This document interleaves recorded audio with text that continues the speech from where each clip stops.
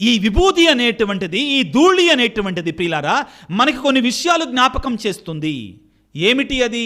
మనం మట్టి నుండి వచ్చాము, ఏదో ఒక రోజున మరలా మట్టిలోనికి వెళతాము. విభూతి అనేది మనలో దీనతను పెంచుతుంది. విభూతి అనేది మనలో ప్రియులకు దేవుడు ప్రత్యేకమైన రీతిలో పశ్చాత్తాపాన్ని కలిగిస్తుంది.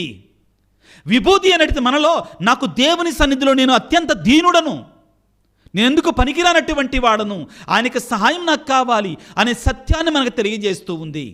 ఎప్పుడైతే మన మరణాన్ని జ్ఞాపకం చేసుకుంటామో, దీనతతో ఉంటామో, దేవుని కృపను మనం పొందుకుంటాం, పాపాన్ని విడిచిపెడతాం.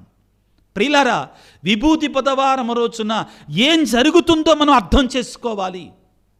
అర్థం చేసుకొని ఆ యొక్క పవిత్రమైన సంఘాలలో మనం పాల్గొన్నప్పుడు దేవుని కృపాశక్తి మనకు దొరుకుతుంది.